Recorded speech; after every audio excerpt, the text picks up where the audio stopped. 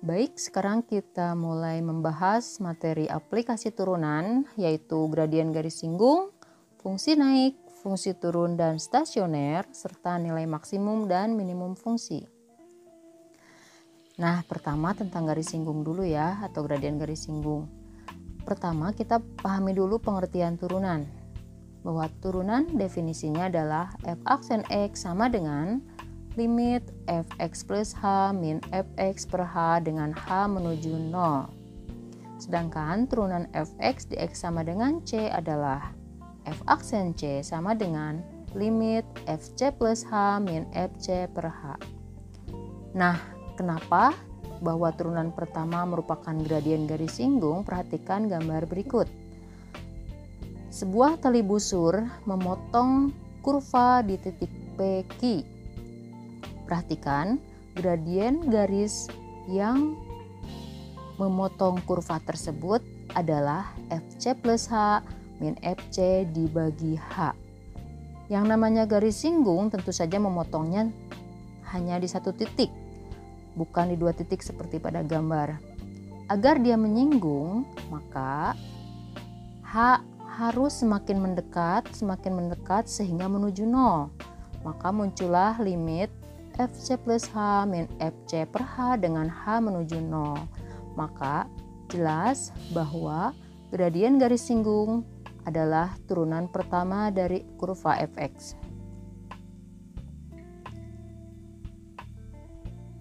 Sehingga f aksen C adalah gradien garis singgung kurva di x sama dengan C. Berikutnya kita bahas tentang fungsi naik, fungsi turun, dan stasioner. Coba bayangkan ketika kita mendaki gunung. Mungkin Ananda akan memulainya di kaki gunung, kemudian perlahan bergerak ke atas sampai tiba di puncak gunung. Seperti pada gambar di bawah ya, dari titik A menuju titik B dia akan naik ya. Lalu dari titik B turun ke lembah ke C dia turun, dan dari C ke D naik lagi. Ilustrasi tersebut bisa dianalogikan sebagai fungsi naik, fungsi turun, dan stasioner. Nah, kalau kita perhatikan pada saat dia kurvanya naik, ternyata garis singgungnya arahnya ke kanan. Dan kita tahu gradien garis itu arahnya ke kanan, maka dia bernilai positif. Ketika dia fungsinya turun, ternyata garis singgungnya arahnya ke kiri. Artinya garis singgungnya bernilai negatif. Sedangkan tadi sudah dijelaskan di depan bahwa yang namanya gradien garis singgung adalah turunan pertama dari fx. Maka jelas ya, fx akan naik jika turunan pertamanya positif dan fx akan turun jika turunan pertamanya negatif. Sedangkan kalau pada kondisi puncak seperti pada gambar, di sana ada titik P dan Q.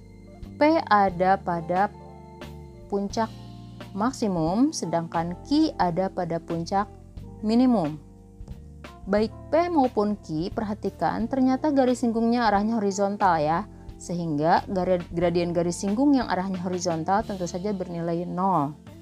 Maka fx akan ada pada kondisi stasioner, baik dia maksimum maupun minimum, ternyata turunan pertamanya harus sama dengan 0. Titik stasioner dan jenisnya ada yang disebut dengan titik balik maksimum. Nah, perhatikan pada gambar, dia akan menjadi titik balik maksimum jika sebelumnya fungsinya mengalami kurva naik, lalu stasioner, lalu turun. Sedangkan dia merupakan titik balik minimum jika pertama dia fungsinya turun, lalu stasioner, lalu naik. Nah, ada juga yang disebut dengan titik belok ya, titik belok naik dan titik belok turun. Titik belok naik itu kalau dilihat pada gambar, pertama dia kurvanya naik, lalu stasioner, lalu naik lagi. Sedangkan kalau titik belok turun, pertama kurvanya turun, lalu stasioner, lalu turun lagi. Sedangkan kalau titik belok seperti pada gambar di samping, dia akan terjadi seperti ini jika turunan keduanya atau f double aksen x sama dengan 0. Nanti biar jelas kita akan bahas contoh soalnya ya. Oke, kita bahas soal pertama, yaitu tentukanlah interval di mana fx naik, fx turun untuk fx sama dengan x pangkat 3 tambah 3x kuadrat kurang 24x ditambah 7. Ya, ingat prinsipnya bahwa fungsi fx akan naik jika turunannya atau f aksen x positif atau lebih dari 0. Sedangkan fx akan turun jika turunannya atau f aksen x negatif atau kurang dari 0. Selanjutnya kita hitung f aksen x. Turunan pertamanya adalah 3x kuadrat ditambah 6x dikurangi 24. Nah, f aksen x lebih dari 0 untuk f naik, maka kita bisa tuliskan 3x kuadrat tambah 6x kurang 24 lebih dari 0. Selanjutnya kedua ruas kita bagi dengan 3 ya, supaya kita mudah memfaktorkannya, yaitu x kuadrat tambah 2x kurang 8 lebih dari 0. 0 dibagi 3, 0 ya. Lalu kita faktorkan x tambah 4 kali x kurang 2 lebih dari 0. Setelah itu kita buat garis bilangan, kita tempatkan pembuat nolnya, yaitu negatif 4 dan 2. Nah, lalu kita tempatkan negatif 4 dan 2 pada garis bilangan. Lalu kita cek tandanya positif atau negatif. Yang mudah itu ngecek dengan angka 0 ya. 0 kuadrat tambah 2x kurang 8 bernilai negatif, sehingga interval tengah adalah negatif, yang kiri dan yang kanan adalah positif. Ya, setelah itu barulah kita buat intervalnya untuk f naik, yaitu pada saat f aksen x lebih dari 0, berarti x kurang dari negatif 4 atau x lebih dari 2. Itulah interval di mana f naik. Sedangkan pada saat f turun, berarti pada selang interval yang negatif. Kita ambil interval yang tengah ya, berarti x-nya ada pada x lebih besar dari negatif 4 dan x kurang dari 2. Oke, selanjutnya soal tentang titik stasioner. Titik stasioner untuk fungsi fx sama dengan x pangkat 3 kurang 6x kuadrat tambah 12x ditambah 6. Nah, f stasioner masih ingat ya syaratnya apa? Berarti turunan pertama untuk fx yaitu f aksen x sama dengan 0.